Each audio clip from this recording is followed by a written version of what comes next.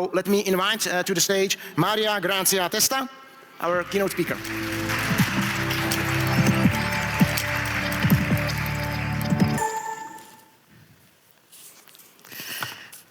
Good day, everyone, and thank you very much for having me here with you today. In my talk, I will speak about humanity, that of each and every one of us here today in this room, and how we can move ahead in a positive way in very uncertain times. We call that leadership beyond certainty. But before we decide to go beyond it, let's first agree what certainty is. In the Czech language, the word certainty comes from its Slavic root, which refers to that is genuine, true. The ancient Greeks and Romans had a goddess for the truth. In some stories, she is the daughter of Kronos, time, because true emerges through time. In other stories, she is a creation of Prometheus, the same one who stole fire from the gods and gave it to humanity. She is very seldom depicted, but when she is either naked, as the truth can be, or she is dressed and she holds two objects. In one hand, a mirror, which in itself is an empty object that has the property to instantly and faithfully reflect everything that appears in front of it. In the other hand, she holds a snake, ancient symbol of transformation and healing, because the truth transforms us and heals us. She is said to live at the bottom of a holy well, hidden from the eyes of humans. But her name in ancient Greek, aletheia, actually means that which cannot be hidden, that which cannot be forgotten. In the next part of this talk, we are going to find out where is this holy well, what is the truth that lives at the bottom of it, and what certainties it has led us to discover. Well, I think that by now all of you are thinking that probably if the truth had to be hidden in a very safe place, that place would be the innermost core of the human being, where eyes don't see. And when we look into that place, each one of us, in our most joyful moments, as well as in our darkest nights, we know with absolute certainty that our intention is truly good, that at the bottom of our holy well, we have a true intention of altruism, that our real motivation is to help others, to relieve them from pain. Milan Kundera had a beautiful way of saying this in The Unbearable Lightness of Being. And there is a beautiful way that humanity has proven this deep truth to be so. And it was in 2015 when almost 200 countries from very different languages, very different cultures, very different value systems came together in an immense moment to lay out a vision of compassion and caring in the 17 United Nations Sustainable Development Goals. The goals' definition, their interdependence, proves that as a humanity globally, we are very careful about other humans and society, but also about all other life forms on our planet and the natural resources and the economies we build to mediate between these two, humans and nature. The 17 goals speak of the necessity to meet our societal needs, while at the same time respecting the planetary boundaries, eradicating poverty, hunger, giving everyone a good education, a decent job, and a political voice, while also respecting biodiversity, water, air, land. To be accountable for that vision, we also defined metrics, indicators that would inform our path and steer when needed, and we started collecting data, evidence. And these metrics tell us that unfortunately today we are even further from a sustainable living than we were in 2015 when the goals were laid out. We are falling behind on many of the goals, and even worse, in some of them, we are stuck in a reverse. Around the world, conflicts and mortality are rising. Hunger and poverty are making a comeback on the world stage. Biodiversity is drastically declining in all the continents. We never spoke about sustainability as much as we do today, and yet we have never been so far from it. So we look together at the world with the eyes of compassion, and what we discovered, committing ourselves to the measurement of our actions, is the certainty we have today that we are failing miserably. There is also another certainty that we acquired, because some of us actually tried very seriously to transform their businesses into a force for good. And in so doing, they revealed some new facts. McKinsey tells us that businesses combining growth and purpose outperform consistently their competition. When we ask these businesses how they managed to keep their promises of positive impact, we discover consistently that they all engaged each and every one of their people, of their employees, in being agents of change. Each one of them in their context, in their decision-making, contributed fully to a sustainable vision and to the required actions. And here comes another interesting certainty.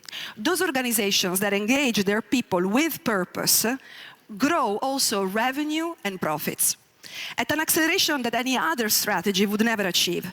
And they also guarantee themselves a future, as those organizations with purpose at the core are also the ones that will attract the best talent in the future.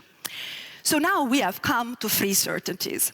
The first one is that we are fundamentally compassionate beings, moved by altruistic motives. The second one is that in spite of our intentions, we are walking relentlessly towards destruction. And the third one is that when we bring together people in organizations with an ethical purpose, not only we succeed in achieving that ethical purpose, but we also outperform the competition.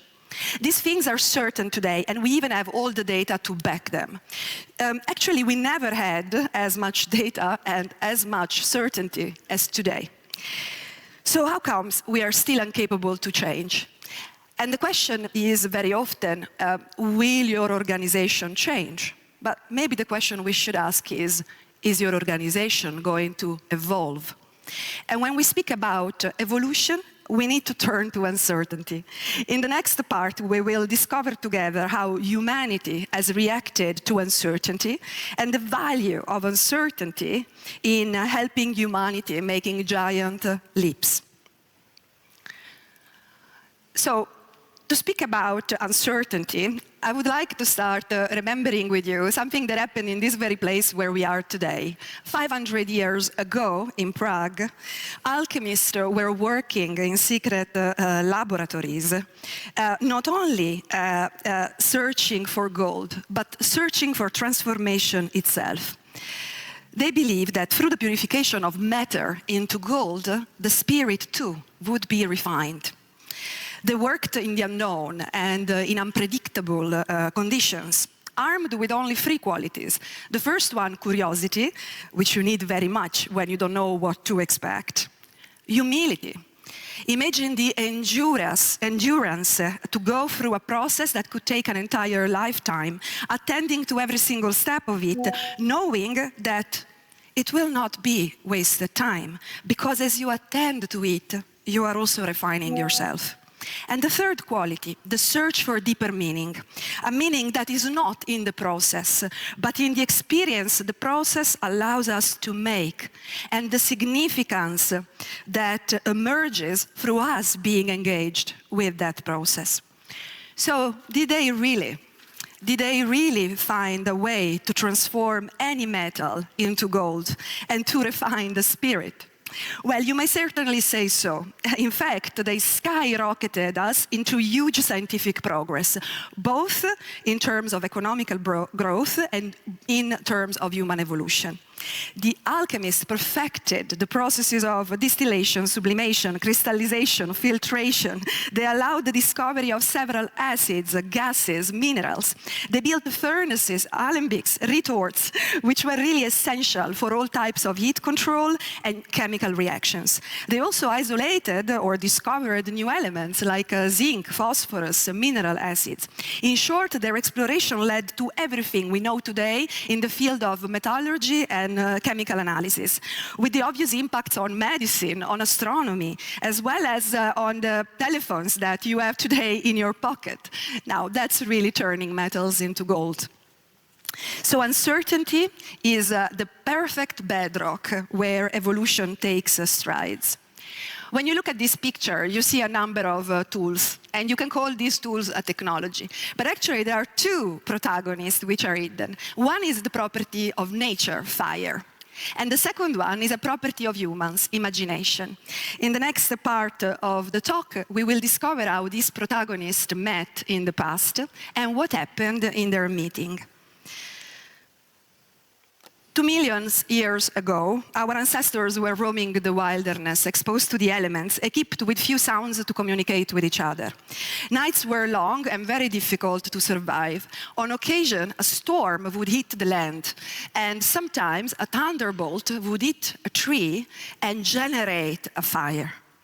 Imagine the awe, the surprise, and the panic as the fire would start running through the vegetation, and those early humans running terrified for their lives, only to wake up the day after to a wasteland of destruction. But then 1 million years ago, something special happened. A spark of fire caught maybe some dry leaves, and someone decided to stay. Our first humanity breakthrough was not technological, but emotional. We chose to stay with what we feared the most. And tending the fire gave us time. Those early humans used to spend the hours of the day hunting, gathering, and consuming the food. But as soon as the sun would go down, they would hide and only come back the day after when the sun was back. Now, the luminosity of fire allowed for their time to be extended into the evenings and into the nights. Attending the fire also provided us with space, a common space. The community, people finally had a common place around which to gather and around which to feel safe from the cold and the wild animals. Fire tending also gave us intelligence and connection. Around those fires, we started exchanging many more words. And the more we exchanged words, the more our language enriched, and so our intelligence. We also exchanged ritual dances, symbolic acts. Imagine how many stories, affection, care were exchanged around those early fires. It finally gave us collaboration. In order to tend the fire, someone would have to stay awake during the entire night. But also, they needed to bring the fire from one camp to the other. And sometimes, even during their migration, they would transport the fire with them to another land when they were still unable to reproduce it autonomously. Then something special happened. We decided to bring the fire home. When we carried the fire inside the caves, a new breakthrough took place. But this time it was a breakthrough of imagination. Inside the caves, mesmerizing landscapes started taking shape. And in the winters and nights that could last an entire year, men started reproducing the reality they had seen outside in the world, inside the caves. And new possibilities started emerging. Drawing gave rise to imagination, hypotheses, new strategies for hunting, gathering, for community making. But also, the images allowed the rehearsal of new meaning, of life and death cycles, of fertility, of community. At every new image, man was finding hope and the vision of a future on the other side of the long winter. What kept us alive in those caves was not the certainty of survival, but the reimagining of a new future. Many millennia later, our brains had become used and trained in prototyping, and we could be very confident and intentional in the making of technology, designing for a specific function, putting it into experience, and improving on it once again. So we now had a structure to move from the unknown to a multitude of experiences that those tools afforded us. So shaping matter was refining our spirit, because with every tool, with every new experience, a change in consciousness was possible. The emergence of new relations never thought about before, new intuitions, new language, new explorations, each time leading to more awareness. Uncertainty gave us a language, arts, science, and new horizons of possibilities at every turn. This process that goes from uncertainty to imagination and new ways of looking to reality, new science, happened throughout human history. When the old gods and mythology were no longer relevant and didn't make any more sense, and the ancient Greek cities had constant conflicts between each other and a new world made of pluralism of beliefs, the Greek artist started imagining a new canon of proportions. Some kind of symmetry, of harmony, connecting and balancing the microcosm and the macrocosm. So they proposed the idea that nature had some principles and that there is an order. Thanks to the way they imagined this, science took strides. Scientists discovered and worked on geometry, mathematics, reasoning, logic, philosophic thinking. Scientific medicine, as we know today, was born. Then, much later on, industrialization arrived and changed completely the world as we knew it, replaced artisans and accelerated lives. Impressionists decided to look no longer at the outline, at the form of reality, but at the pure perception of it, at the colors, light, sensation, at the subjective experience of it. Science and technology jumped to the study of optics, photography. Psychology turned into phenomenology, and the field was ready for breakthroughs in the relativity of physics. And then again, in World War I, we saw the collapse of empires, which completely shattered identities, monarchies, religions, geographies, beliefs.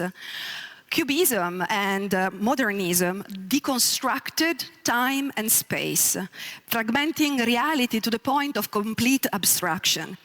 The same shift of perception took over science and technology. Quantum physics, information science, and system theory became our new reality. So we can truly say that uncertainty is our evolution in motion. Every time we face uncertainty, whether social, ecological, technological, existential, humanity often turns to imagination for a few deep responses. We see differently when old frames no longer work. We feel differently when logic becomes inadequate to describe reality. We open possibilities because solving problems with what we knew before is no longer possible. And we mediate between domains, science, technology, society, and thus enable what's coming next. In this sense, uncertainty becomes a kind of signal systems in times of turbulence. It doesn't just reflect the world as it is now, but it invents new ways of perceiving it, which then allow new forms of inquiry, science, and technology to emerge. So how comes we have become so fixated with certainty? We are certain we can see the world clearly today, but are you sure? So what you see on this picture is the way we have become used to see cultivated land, with all the plants neatly organized in rows. But it was not always like that. There is a story behind it. During the Middle Ages, the Black Death made millions of victims across Europe. Until that moment, land was organized in fields. The landlord would own the land, and farmers and their families lived on the land. and took care of working it. The produce was shared with the farmers and their families so that everyone would have a home, food, and a closely knit community, enjoying the benefits of good years, and enduring together the scarcity of bad years, and working more or less intensively according to the season. But then the plague arrived, and suddenly millions of farmers died. And the next challenge for the landlord was the scarcity of labor. With a few left, the demand of workers was greater than the offer. So now money was introduced to pay the farmers. And as the produce became too much, there were not enough farmers anymore, it was brought massively to market. And suddenly there was a huge shift. Work was no longer a mean to feed a family, but a mean to make money in order to feed a family. The entire farming was monetized into an extractive resource. Farmers were no longer part of the land and no longer a responsibility of the landlord, but only a cost at the end of a balance sheet.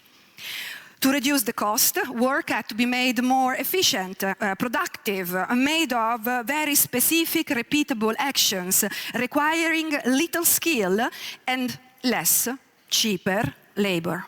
In one word, work became linear. Avoiding at all costs unpredictable outcomes also meant intruding the ecosystem with pesticides, poisons, and heavily turning what we knew as agriculture.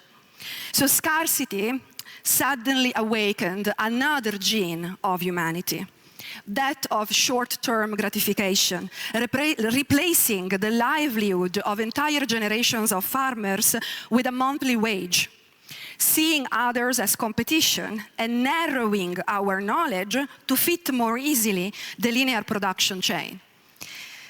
And then we repeated this all along everything we do. And we have kept on repeating this idea of the world and how it has to be organized in the way we work, in the way we organize our businesses, in the way we specialize, narrowing our skills to the level of lack of meaning.